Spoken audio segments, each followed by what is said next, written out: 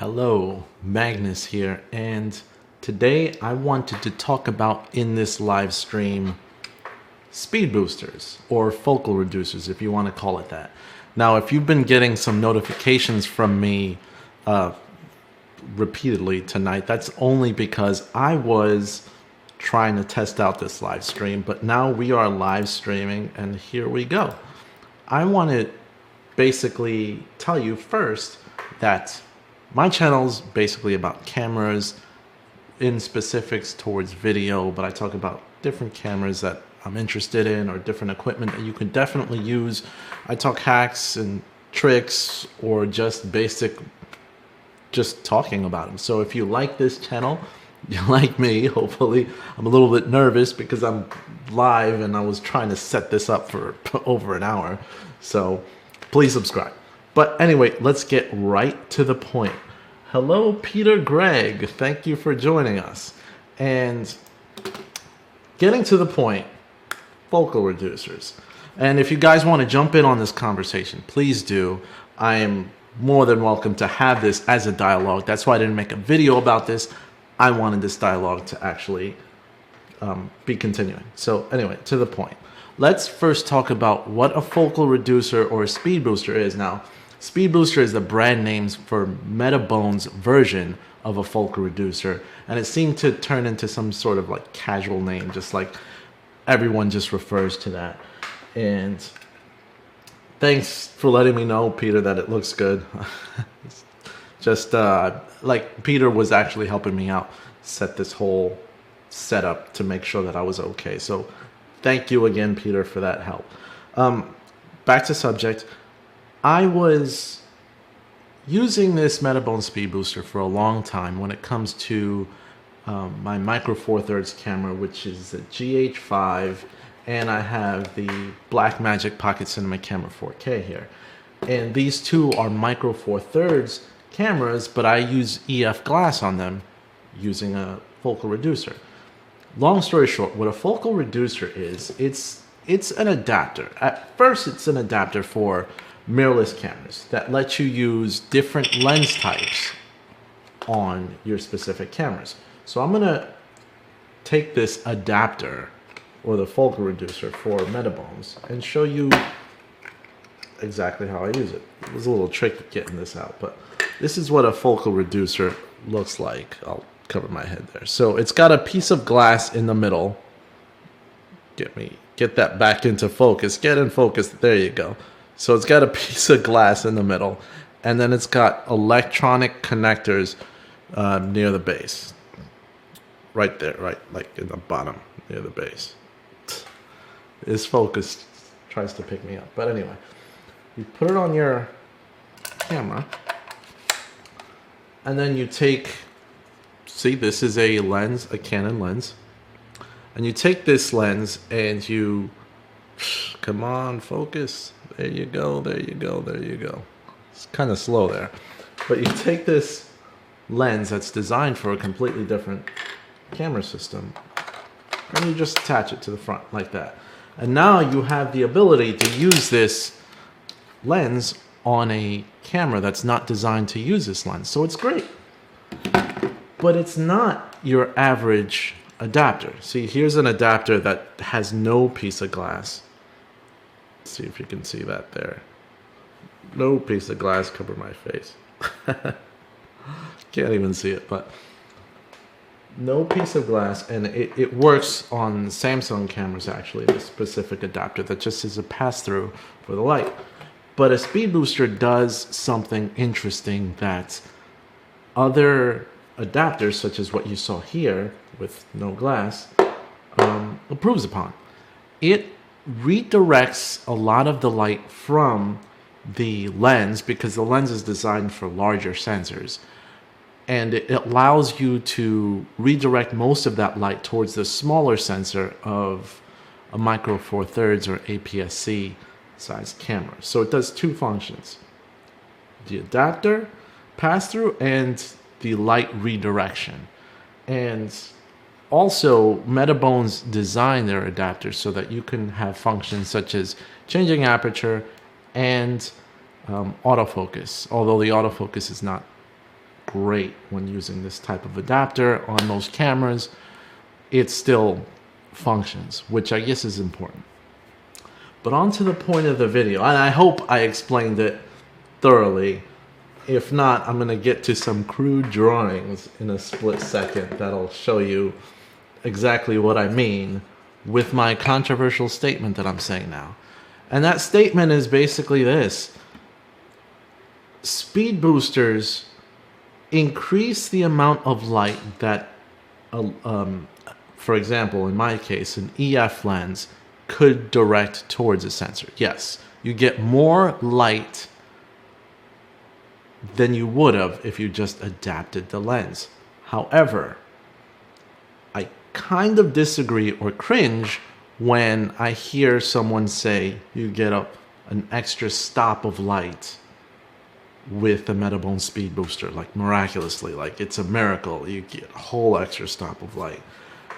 And the reason that is because there's this big misunderstanding when it comes to f-stop in lenses. And let me tell you what I mean. Actually, I'm going to bring up my crude drawings to really show you what I'm talking about.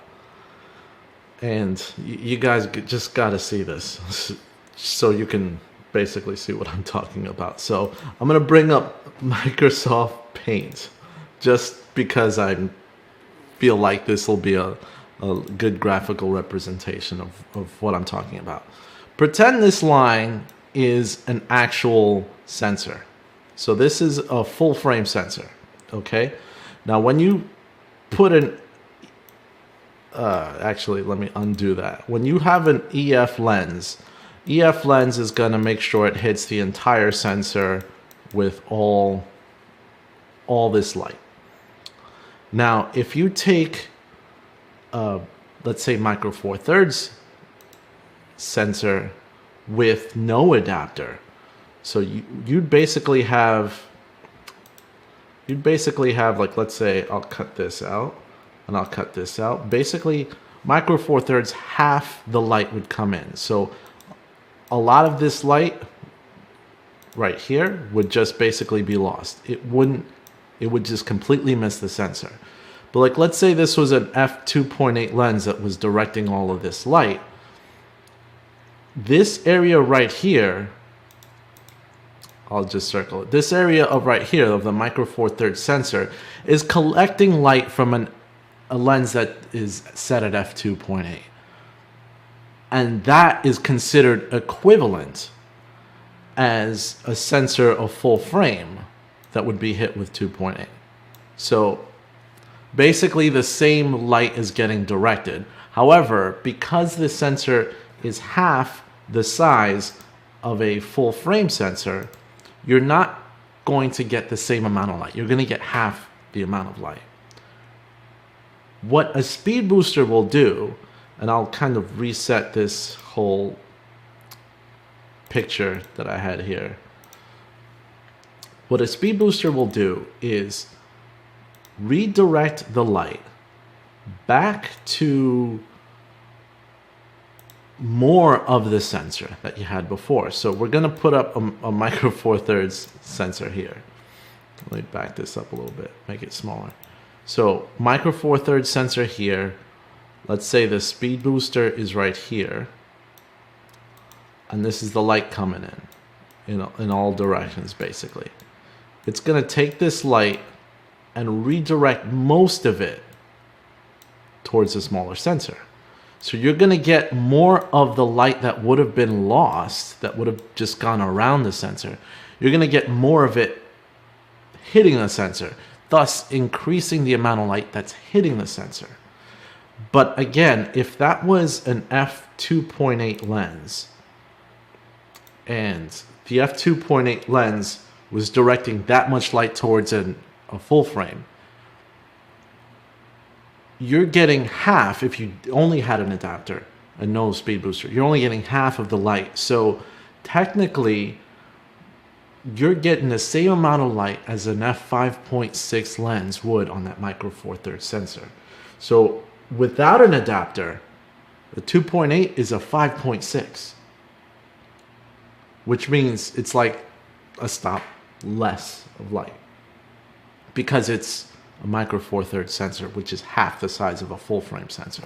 I hope you're following me, and if I'm losing you and you're watching later in the live stream, leave comments and I'll try to break it down for you. So when you have a speed booster collecting more of that light rather than being a 2 times crop, this particular speed booster from Metabones is a 0.64, so you get roughly around 1.28 times crop, so it's less of a crop. So rather than taking the 2.8 lens, the f2.8 lens, and saying, okay, half it to f5.6, you roughly get an f3.5 maybe, or 3.4. You don't get an extra stop of light on the lens. You don't get an f2.0 lens because you're using a speed booster. And that's what I wanted to clarify.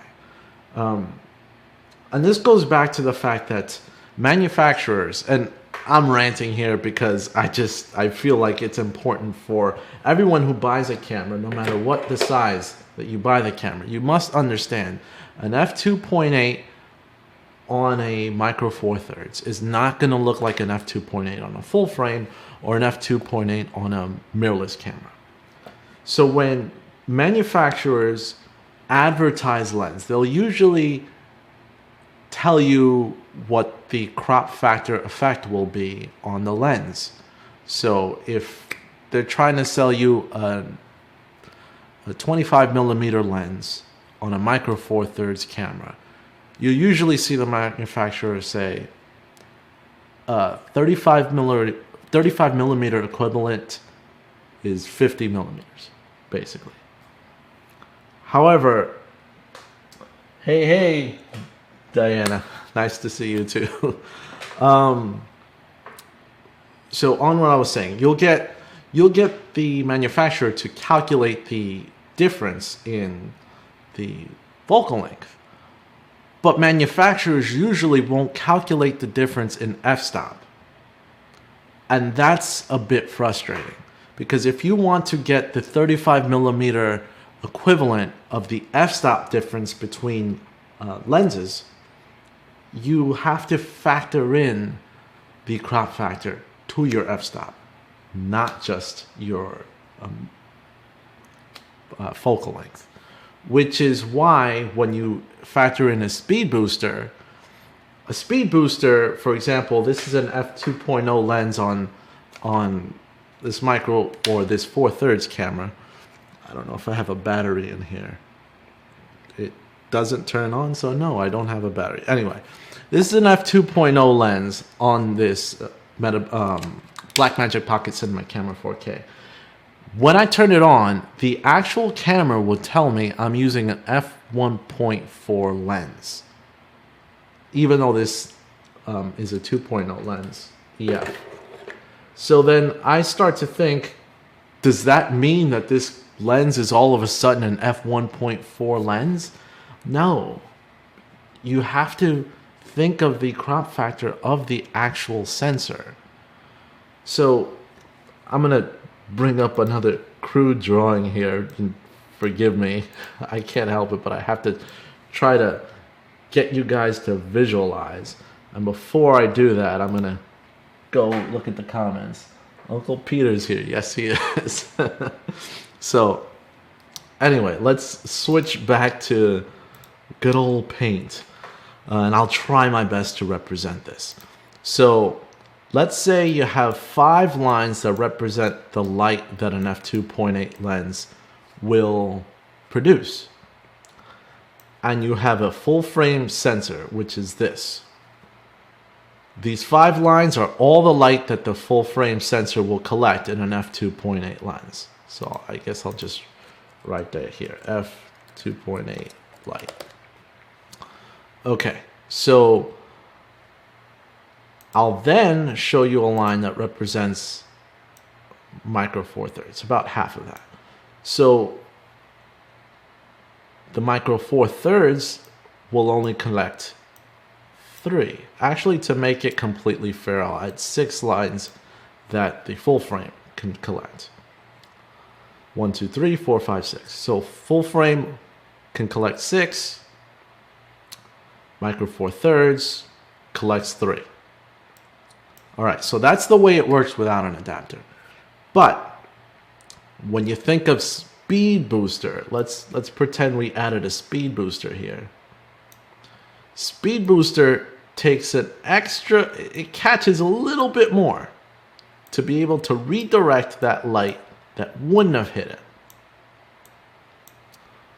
All right, so you have a little bit more extra light, but not all the light that would hit a full frame is hitting a Speed Booster.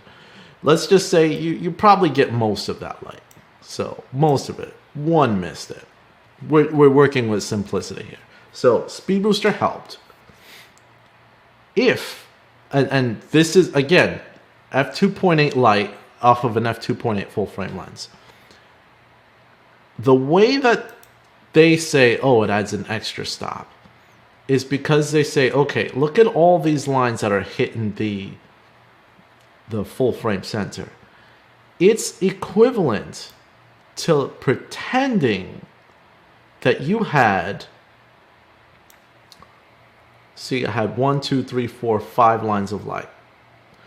Actually, let me not erase that. What I'm going to do is add more lines of light. So now that I've added more lines of light,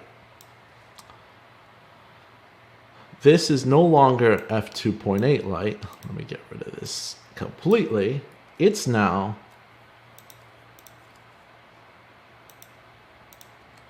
f2.0 light. If there was no Speed Booster. And I'm kind of losing it here, but if there was no Speed Booster and you had an f2.0 lens and an adapter, you'd get the same amount of light hitting it. So the Speed Booster essentially does simulate what it would be like if you had a larger aperture lens that's full frame hitting a Micro Four Thirds sensor. It simulates it. However, the amount of light collected in an f2.0 lens would miss the Micro Four Thirds. So technically, you're not getting all that light if you had an f2.0 lens just adapted. That's why you can take a 2.8 lens, hook it up to a Micro Four Thirds sensor with the Speed Booster, and it simulates what that area would be if you had a bigger aperture on your